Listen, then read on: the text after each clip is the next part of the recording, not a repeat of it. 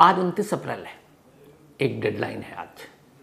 22 अप्रैल को पहलगाम में जो हमला हुआ जिसमें 26 सैलानी मारे गए, उसके अगले दिन यानी 23 अप्रैल को भारत सरकार ने 5 फैसले लिए थे और उनमें से एक फैसला ये था कि जो भी भारत के अंदर पाकिस्तानी सिटीजन रह रहे हैं वो भारत छोड़ दें, लीव इंडिया। और ये उन पाकिस्तानी सिटीजन या नागरिक के लिए था जो शॉर्ट टर्म वीज़ा पर भारत आए थे। 23 अप्रैल को ये आदेश जारी हुआ था और पहले 2 दिन की मोहलत दी गई, फिर 2 दिन और बढ़ा दी गई और इसके बाद जो मेडिकल वीज़ा पर भारत आए थे उनके लिए थोड़ी और छूट दी गई और उन्हें 29 अप्रैल तक की मोहलत दी गई। तो आज 29 अप्रैल है। आज रात तक भारत के अलग अलग स्टेट्स में, राज्यों में रह रहे जितने भी पाकिस्तानी शॉर्ट टर्म वीज़ा पर आए हैं उन्हें भारत छोड़ना होगा। लगभग ज़्यादातर स्टेट्स में जो रह रहे हैं पाकिस्तानी सिटीज़न वो वाघा बॉर्डर के ज़रिए या फिर जो एयरपोर्ट है वहाँ के ज़रिए वो भारत छोड़ चुके हैं और कुछ छोड़ रहे हैं। क्योंकि पाकिस्तान का एयर स्पेस बंद है हमारे लिए और पाकिस्तान के लिए हमारे यहाँ से डायरेक्ट फ़्लाइट भी नहीं है, तो बहुत से पाक सिटीज़न ऐसे हैं जो एयरपोर्ट के रास्ते किसी थर्ड कंट्री में वाया दुबई या किसी और के ज़रिए पाकिस्तान लौट रहे हैं। अलग अलग स्टेट्स में बहुत सारे पाकिस्तानियों के इस वक्त रहने की खबर थी। यूपी में कुल 118 पाकिस्तानी सिटीज़न थे जो यहाँ पर शॉर्ट टर्म वीज़ा पर आए थे। 118 के 118 यूपी से जा चुके हैं, सिवाय एक। ये एक पाकिस्तानी सिटीज़न है सीमा मीणा, जो कभी सीमा हैदर हुआ करती थी। और आज लास्ट डे 29 अप्रैल, डेडलाइन आज 12 बजे के बाद ख़त्म है। तो क्या अगले कुछ घंटों में सीमा पार चली जाएंगी या भारत रहेंगी? भारत रहेंगी तो किस ग्राउंड पर, और सीमा पार जाएंगी तो क्यों? ये पूरी कहानी आपके सामने है। कहते हैं कई बार कुछ गलत काम कुछ अच्छा कर जाता है। जो इंडियन गवर्नमेंट का फैसला है उस फैसले के हिसाब से जो भी वैध यानी लीगल तरीके से इंडिया आए हैं उन सबको, और अलग अलग कैटेगरी होता है वीज़ा के, वो आगे आपको बताऊंगा, तो उन सभी को यहाँ से जाना होगा। लेकिन क्या सीमा पर इस फैसले का असर पड़ेगा? सीमा पाकिस्तान जाएगी या भेजी जाएगी या ग्रेटर नोएडा के उसी रब्बूपुरा इलाके में रहेगी? मई 2023 की बात है जब सीमा पाकिस्तान से दुबई होते हुए नेपाल पहुंची और फिर काठमांडू के रास्ते बाय रोड इंडिया की सरहद में दाखिल हुई। सचिन मीणा से उसे इश्क हुआ था सोशल मीडिया के जरिए। उसके बाद वो भारत आई। जब सीमा भारत में दाखिल हुई तो उसके पास इंडियन वीज़ा नहीं था, यानी वो इलीगल तरीके से भारतीय सीमा में दाखिल हुई। अब यहाँ भारत सरकार जिन लोगों को भेज रही है वो सब लीगल वीज़ा पर एंट्री पाया था उन्होंने, यानी वैध वीज़ा के ज़रिए वो इंडिया में दाखिल हुए थे। तो जिन लोगों को वैध वीज़ा के साथ यहाँ दाखिल होने की इजाज़त मिली वो तो सब जा रहे हैं, लेकिन इलीगल यानी कि बिना वीज़ा के सरहद पार करने वाली सीमा का फिर क्या होगा? और ये जो एक उसने गुनाह किया था, ये गुनाह इस वक्त उसके लिए एक फ़ायदा पहुँचाने जा रहा है। फ़ायदा ये कि भारत सरकार के इस फैसले में सीमा को भेजने में कई रुकावटें आ रही हैं और इसलिए सीमा के बारे में ये तय है कि आज मोहलत ख़त्म होने के बाद भी वो पाकिस्तान नहीं जाएगी। ये तय है। इसकी वजह क्या है? इसकी 3 से 4 बजे सीमा के वकील और बाकी लोगों से आज बात की, जो AP सिंह हैं उनके वकील। पहला, सीमा किसी वीज़ा के साथ इंडिया में दाखिल ही नहीं हुई थी, तो उसके पास शॉर्ट टर्म वीज़ा या लॉन्ग टर्म वीज़ा या किसी भी कैटेगरी का वीज़ा है ही नहीं, वो तो इलीगल आई। तो जब मई 2023 में वो इंडिया में इलीगल दाखिल हुई, उसके बाद फिर पता चला तो पहले यूपी पुलिस ने, नोएडा पुलिस ने उसे गिरफ्तार किया, बाद में ATS यानी एंटी टेररिस्ट स्क्वाड ने पूछताछ की, मामला होम मिनिस्ट्री, IB सब तक पहुँचा। वो जेल गई, सचिन भी जेल गया, फिर पूछताछ हुई। उसके बाद उसकी कुंडली खंगाली गई, पाकिस्तान के उसके पते, उसके पति, उसके बच्चे के बारे में सारी जानकारी हासिल की गई। और सीमा यहाँ अकेले दाखिल नहीं हुई थी, अपने 4 छोटे छोटे बच्चों के साथ आई थी। तो ये सारी चीज़ें जब सामने आई तो फिर कोर्ट ने सीमा को जमानत पर रिहा कर दिया। रिहाई के बाद सीमा अब रब्बूपुरा ग्रेटर नोएडा में सचिन के घर पहुंच गई। वहां जाने के बाद पहले उसने अपना धर्म बदला। अब सीमा हैदर से वो सीमा मीणा बन गई। सीमा हैदर उसका नाम इसलिए था कि उसके पति का नाम गुलाम हैदर था, जो पहला पति था, शौहर था। लेकिन उसने यहाँ आकर सचिन से शादी कर ली, तो वो सीमा हैदर से सीमा मीणा बन गई। हिंदू रीति रिवाज के हिसाब से उसने शादी की, तमाम जितने भी रस्में हैं वो सारी चीज़ों को फॉलो किया। और उसके बाद अभी 1.5 महीने पहले सीमा ने एक बेटी को जन्म दिया। 4 बच्चे वो पाकिस्तान से लेकर आई थी और 5वें को यहाँ उसने जन्म दिया। अब वो बच्चा कानूनी रूप से इंडियन सिटीजन हो गया। 1.5 महीने का बच्चा है वो, और 1.5 महीने के इस बच्चे को उसकी माँ से कैसे जुदा किया जा सकता है? पहली तो ये मानवीय पहलू पर है। लेकिन दूसरा ये है कि सीमा जब यहाँ आई और गिरफ्तार हुई, वो मामला कोर्ट में है। जब तक कोर्ट का फैसला नहीं आ जाता, आप सीमा को पाकिस्तान नहीं भेज सकते। ये कानूनी पहलू है। यानी सीमा को इन जो पहलगाम का हमला हुआ उसके बाद किसी भी सूरत में भारत सरकार के उस फैसले के तहत सरहद पार नहीं भेजा जा सकता, क्योंकि मामला कोर्ट में है, विचाराधीन है। कोर्ट का फैसला आना बाकी है। पहली ढाल सीमा के लिए ये कोर्ट बन गया, जहां उसके खिलाफ मुकदमा है। दूसरी ढाल ये है कि एटीएस ने पूरे मामले की जांच की और फिर होम मिनिस्ट्री तक रिपोर्ट गई। एटीएस और होम मिनिस्ट्री, इन दोनों की अभी तक सीमा को लेकर फाइनल कोई रिपोर्ट ही नहीं आई। तो जब तक वो फाइनल रिपोर्ट नहीं आ जाती, सीमा को आप पाकिस्तान नहीं भेज सकते। दूसरी ढाल या कवच ये बन गया। तीसरा, सीमा ने शादी करने के बाद सचिन से अपने वकील एपी सिंह के जरिए राष्ट्रपति भवन में राष्ट्रपति के पास एक एप्लीकेशन दी, एक अर्जी डाली है। और वो अर्जी ये है कि मुझे भारतीय नागरिकता दी जाए, क्योंकि मैं पाकिस्तान की बेटी ज़रूर थी, अब भारत की बहू बन चुकी हूँ। यहाँ पर मेरा एक पति है, मेरे बच्चे हैं, और अब तो बेटी की माँ भी बन गई 4 बच्चों के अलावा। तो नियम कानून के हिसाब से वो बेटी भी भारतीय है। तो अपनी बेटी को छोड़कर, अपने पति को छोड़कर वो पाकिस्तान कैसे जा सकती? इसीलिए अब वो यहीं रहेगी एक भारत की बहू होने के नाते, तो उसे भारतीय नागरिकता दे दी जाए। ये राष्ट्रपति भवन में एक अर्जी लगाई। इस अर्जी पर अभी तक फैसला नहीं हुआ। राष्ट्रपति खुद इस ये फैसला ले नहीं सकती। नियम यह है कि राष्ट्रपति इस अर्जी को होम मिनिस्ट्री के पास भेजेंगे, गृह मंत्रालय, यानी जिसके हेड है अमित शाह। होम मिनिस्ट्री इस पर चर्चा करेगी, बाकायदा फिर कैबिनेट में ये सारी चीज़ें भी जाती हैं, और होम मिनिस्ट्री अपना रिप्लाई भेजेगी राष्ट्रपति को, राष्ट्रपति भवन में, कि क्या सीमा को नागरिकता मिलनी चाहिए या नहीं। फिर उस हिसाब से राष्ट्रपति फैसला लेंगे। लेकिन अभी तक कई महीने बीत चुके हैं, सीमा की ये अर्जी राष्ट्रपति भवन में पड़ी हुई है, उस पर कोई फैसला नहीं आया। तो एक तो ये, और ये अर्जी पहलगाम हमले से बहुत पहले की है। तो पहले से है तो इसका मतलब है कि एक चांस तो मिलना चाहिए। भाई उसने बहुत पहले एप्लीकेशन दे रखी है, और पहलगाम हमले से उसका कोई लेना देना नहीं है।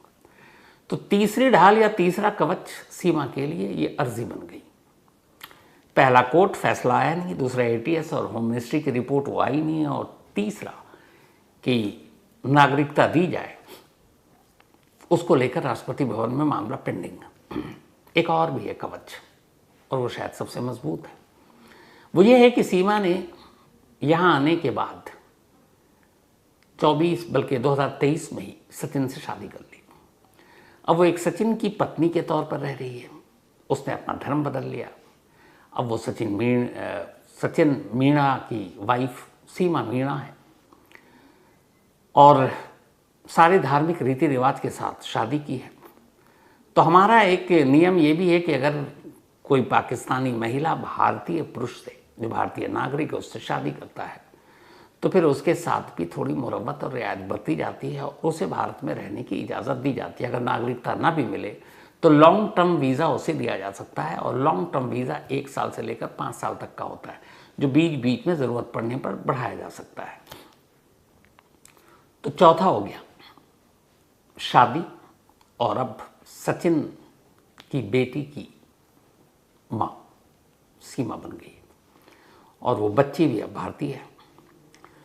तो अदालत एटीएस और होम मिनिस्ट्री की रिपोर्ट, राष्ट्रपति भवन में पेंडिंग अर्जी और अब ये शादी, ये चार वो कवच और ढाल बन गए कि यूपी में 23 अप्रैल को जो भारत सरकार के फैसले थे 5, उनमें से एक कि सभी पाकिस्तानी सिटीजन को भेज दिया जाए, सीमा पर इसलिए लागू नहीं हुआ और इसीलिए यूपी में आने वाले या रह रहे 118 पाकिस्तानी तो वापस घर लौट गए, सीमा नहीं गई और आज आखिरी दिन है। और इन सारी चीज़ों को देखते हुए सीमा कम से कम इस डेडलाइन के अंडर तो नहीं जाएगी, यानी आज नहीं जाएगी। अब सवाल यह कि अगर आज डेडलाइन 12 बजे ख़त्म हो गया और सीमा नहीं गई तो क्या होगा? ये सीमा जैसे और जो पाकिस्तानी नागरिक यहाँ आए शॉर्ट टर्म वीज़ा पर, उनमें से कुछ यहीं रह गए, कुछ छुप गए, तो क्या होगा? वो पकड़े गए तो क्या होगा? तो कानून ये कहता है कि ऐसे लोग जो तय मियाद के बाद भी, भारत सरकार के आदेश के बाद भी यहाँ रुक गए हैं, उन्हें रात 12 बजे के बाद से उनके लीगल वीज़ा को निरस्त होते ही वो गैर कानूनी विदेशी कहलाएंगे, जो गैर कानूनी तरीके से भारत में रह रहे हैं। और उसके लिए हमारा कानून ये कहता है कि जो गैर कानूनी तरीके से रह रहे हैं, क्योंकि 12 के बाद उनके वीज़ा जो भारत सरकार ने ही जारी किया वो वैध रहेगा नहीं, तो फिर इलीगल तरीके से रहने के आरोप में उन्हें गिरफ्तार किया जा सकता है, उन पर मुकदमा चलाया जा सकता है और ऐसे में उन्हें कम से कम 1 साल से लेकर 5 साल तक की सज़ा भी दी जा सकती है, जुर्माना अलग है। तो ये कहता है कानून। अब जो हालात हैं, रात हो चुकी है, कुछ घंटे बाकी हैं 2-4, ऐसे में सीमा कम से कम अटारी बॉर्डर तक तो जाएगी नहीं, भारतीय वीज़ा है नहीं, तो सीमा को इस वक्त इस फैसले के तहत पाकिस्तान भेजना लगभग नामुमकिन है। आने वाले वक्त में क्या होगा नहीं मालूम। सीमा ने इस दौरान में एक वीडियो जारी किया और उसने ये भी कहा कि वो पाकिस्तान नहीं जाएगी। उसने एक मीडिया हाउस से बात करते हुए ये भी कहा कि अगर उसे जबरन भेजा गया तो वो बस से या ट्रेन से कूद जाएगी।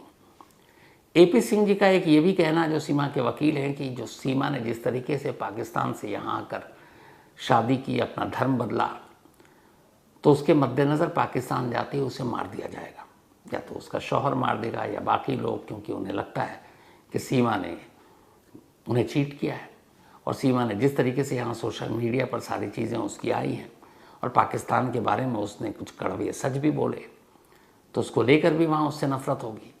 तो मानवीय पहलू पर भी उसको वहाँ भेजने का मतलब है उसको एक तरह से मौत के मुंह में डाल देना। तो उस बिना पर भी अपील की है कि उसे ना भेजा जाए।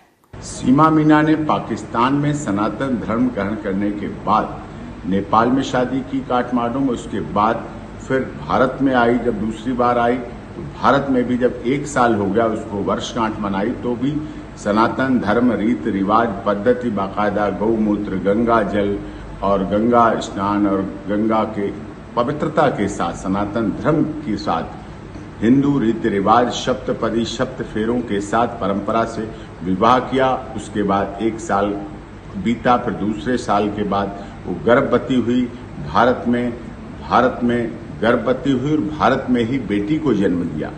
माननीय उत्तर प्रदेश की अदालत के आदेशों का अक्षरशः पालन करते हुए भारत में रह रही है। महामहिम राष्ट्रपति जी की यहाँ याचिका सीमा मीना की लंबित है। ATS जो एंटी टेररिस्ट स्क्वाड है, ATS उसकी निगरानी में है। सारे डॉक्यूमेंट, सारे कागजात ओरिजिनल सभी उनके पास हैं। उनकी जांच में पाकिस्तान को भी डॉक्यूमेंट सब भेजे गए हैं, माननीय गृह मंत्रालय को भी भेजे गए हैं। पूरी तरह से उत्तर प्रदेश की माननीय सरकार, भारत सरकार की माननीय अदालतों के आदेशों का अक्षरशः पालन करते हुए सीमा मीना, जो कि भारत की वर्तमान में बहू है, भारत में जन्मी बेटी की मां है, भारत में जन्मे सचिन मीना की धर्मपत्नी है। मीना समाज के सारे रीत रिवाज पद्धति सनातन धर्म के संस्कारों के अनुसार सारे 30 त्योहार मनाते हुए पूरी परंपरा के साथ, भारत के साथ, भारत माता की जय के उद्घोष के साथ, हिंदुस्तान जिंदाबाद के उद्घोष के साथ सीमा सचिन मीना देश के राष्ट्रीय त्योहार मनाने की बात हो, 26 जनवरी 15 अगस्त की बात हो, और भी होली, दिवाली, तीज त्योहार, भैया दूज, रक्षाबंधन, करवा चौथ, गणेश चतुर्थी, हिंदी नववर्ष सभी त्योहारों को अच्छी तरह से मनाती आप सबको विदित भी है। और उसके बाद कानून पर, कानून में, न्यायिक प्रणाली पर माननीय उत्तर प्रदेश की योगी आदित्यनाथ जी की सरकार, माननीय केंद्र में मोदी जी की सरकार के आदेशों का अक्षरशः पालन कर रही है। जिनको कार्यक्रम को, जिनकी कार्यकलापों को, कार्य प्रणाली को वो पाकिस्तान में भी देख के खुश होती थी कि भारत बहुत अच्छा देश है। यहाँ तो इस्लाम को मानने वाली महिलाओं के लिए भी भारत सरकार ने ट्रिपल तलाक पेश करके एक इस्लाम की मानने वाली महिलाओं तक के लिए आदर कर दिया। और सनातन धर्म में तो बेटी बचाओ, बेटी पढ़ाओ, बेटी बढ़ाओ का नारा है। और अब तो उसके 4 बेटियां हैं। भारत में जन्मी भारतीय मीना भी उसकी बेटी है और भारत में रह रही है। इसलिए जो भी लोग गलतफहमी और गलत चीज़ों को चला रहे हैं, दिखा रहे हैं, वो किसी सनातन धर्म की संस्कारी महिला के लिए गलत है, वो नहीं होना चाहिए। हालांकि इसी बीच गुलाम हैदर, जो सीमा का पहला पति है, उसने इस पहलगाम फैसले पर भारत सरकार के एक अपील की है। उसने कहा कि सीमा ने अभी तक मुझसे तलाक नहीं लिया और मेरे 4 बच्चों पाकिस्तानी हैं, 4, तो मेरे कम से कम 4 बच्चों को पाकिस्तान भेजा जाए। और भारत सरकार जो कह रही है कि जो वीज़ा पर आए वैध, उन्हें भी भारत छोड़ना होगा, तो वो तो बगैर वीज़ा के तो उसे क्यों नहीं भेज रहे। हालांकि गुलाम हैदर के इस कहने में ये भी है कि सीमा का क्या हश्र होगा वहाँ जाने के बाद, ये सब जानते हैं। तो कुल मिलाकर सीमा यहाँ से नहीं जाएगी। अब बाकी की बात करते हैं। इंडियन गवर्नमेंट ने जो कहा है कि इस पहलगाम हमले के बाद जो सख्त फैसले लिए हम लोगों ने कि यहाँ पे कौन कौन पाकिस्तानी है, कैसे जाएंगे, कैसे रह रहे हैं, तो हम अलग अलग कैटेगरी के वीज़ा देते हैं दुनिया के हर देश के सिटीज़न को, और उसमें एक पाकिस्तान भी है। तो पाकिस्तान को जो वीज़ा देते हैं जिन जिन कैटेगरी के हिसाब से, उसमें से एक आता है सार्क वीज़ा। सार्क समिट होता है, आप लोग जानते हैं। सार्क वीज़ा सबसे ख़ास होता है इसलिए कि बार बार कुछ हाई प्रोफाइल लोग हों, प्लेयर्स हों या फिर जजेस हों, इस तरह के लोगों को वीज़ा दिया जाता है कि बार बार आपको स्टैम्प लगाने की ज़रूरत नहीं है। लेकिन ये आम सिटीज़न को ये वीज़ा नहीं मिलता। तो सार्क वीज़ा पहला कैटेगरी है, पहली इसकी है, जो मिलता है ख़ास लोगों को। तो सार्क वीज़ा भी कैटेगरी में जिन लोगों को मिला उनको भी कहा गया भारत छोड़। दूसरा है बिजनेस वीज़ा। वो पाकिस्तानी जो भारत में आकर बिजनेस करते हैं उनको ये वीज़ा दिया जाता है। उनसे भी कहा गया है कि आप भारत छोड़ो, डेडलाइन यही है। तीसरी कैटेगरी है विजिटर वीज़ा। बहुत सारे लोग जिनके रिश्तेदार इंडिया में हैं, जिनके दोस्त इंडिया में हैं, जिनके जानने वाले इंडिया में हैं, ऐसे लोगों को ये विजिटर वीज़ा दिया जाता है कि आप आइए और मिलिए। इनसे भी कहा गया कि अब आप बहुत मिल लिए, पाकिस्तान वापस जाइए। इसके अलावा एक और वीज़ा की कैटेगरी है, वो एक कॉन्फ्रेंस वीज़ा। कॉन्फ्रेंस वीज़ा अक्सर सेमिनार या कॉन्फ्रेंस के लिए दिया जाता है। जैसे इंडिया में कोई ऑर्गेनाइजेशन कोई सेमिनार करे, कोई कॉन्फ्रेंस करे, कभी सम्मेलन हो, मुशायरा हो, तो इस नाम पर भी वीज़ा दिया जाता है। तो ऐसे एक सेमिनार या कॉन्फ्रेंस में हिस्सा लेने के लिए जो पाकिस्तानी भारत आए उनको भी आज रात से पहले पाकिस्तान लौटना है।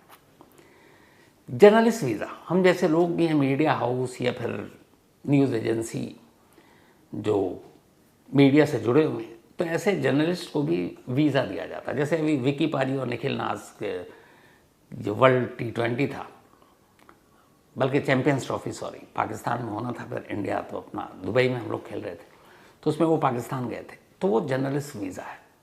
तो जर्नलिस्ट वीज़ा पर भी जो लोग हैं यहाँ पर, जो पाकिस्तानी इस वक्त इंडिया में, उनको फ़ौरन पाकिस्तान छोड़ना होगा।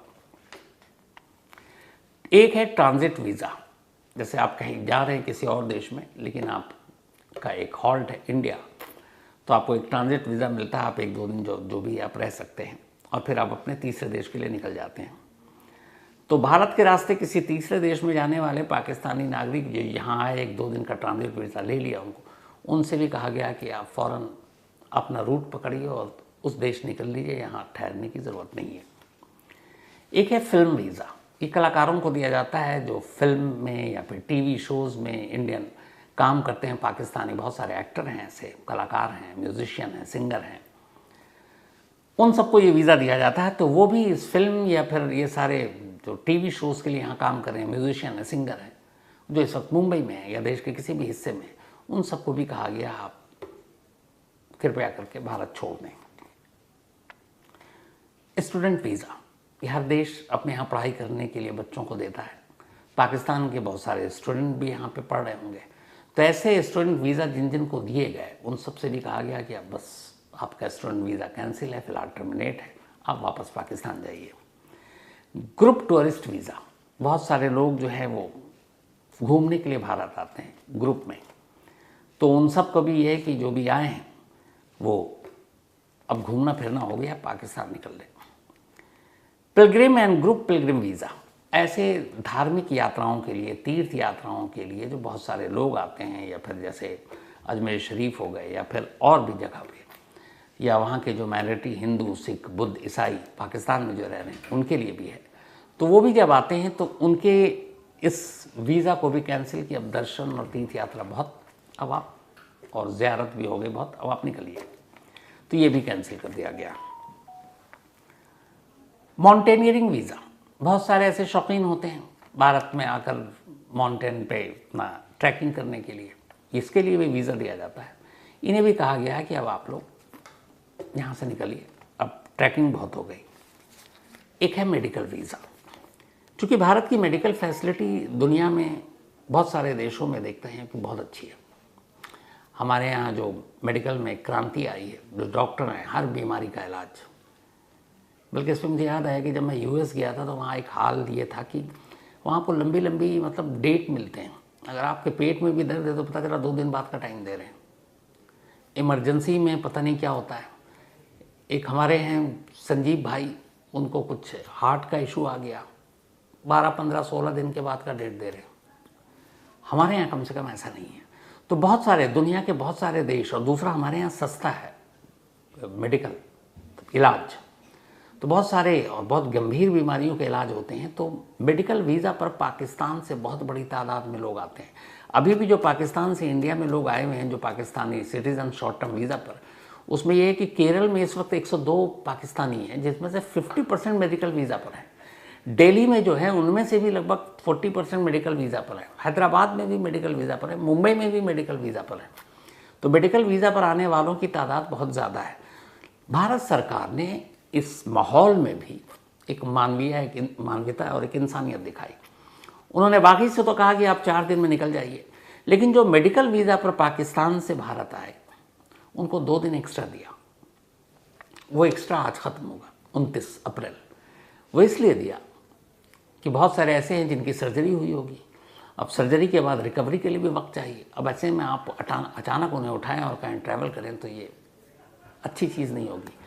तो भारत सरकार ने स्पेशली जिन मेडिकल वीज़ा पर आए पाकिस्तानियों की डॉक्टरों के हिसाब से कि जिसकी हालत है, चल सकता है, ट्रैवल कर सकता है, मेडिकल डॉक्यूमेंट्स तैयार कर सकता है, उनको 2 दिन एक्स्ट्रा दिया, और वो 2 दिन एक्स्ट्रा आज ख़त्म होगा। तो मेडिकल वीज़ा, तो इस तरह से कुल वीज़ा इन लोगों को दिए जाते हैं। अब जो मेडिकल वीज़ा वाले हैं कायदे से आज वही जा रहे हैं, वरना ज़्यादातर शायद 99% पाकिस्तानी जो शॉर्ट टर्म वीज़ा पर थे वो चले गए। ये जो वीज़ा की कैटेगरी आपको बताई, इसके अलावा एक लॉन्ग टर्म वीज़ा भी भारत सरकार देती है। लॉन्ग टर्म वीज़ा ख़ासतौर पर पाकिस्तान में रह रहे माइनॉरिटीज़ के लिए, क्योंकि वहाँ मुस्लिम मेजॉरिटीज़ में, तो जैसे हिंदू हो गए, सिख हो गए, पारसी हो गए, बौद्ध हो गए, क्रिश्चियन हो गए, जैन हो गए, इन लोगों को लॉन्ग टर्म वीज़ा दिया जाता है। ये 1 से 5 साल का होता है, लेकिन ये बढ़ाया भी जा सकता है। लेकिन पहलगाम हमले के बाद भी भारत सरकार ने कहा कि जो लोग पाकिस्तान के माइनॉरिटी, वहाँ के अल्पसंख्यक यहाँ लॉन्ग टर्म वीज़ा पर रह रहे हैं, उन्हें हम नहीं निकालेंगे, वो रह सकते हैं, तो उनके लिए राहत है।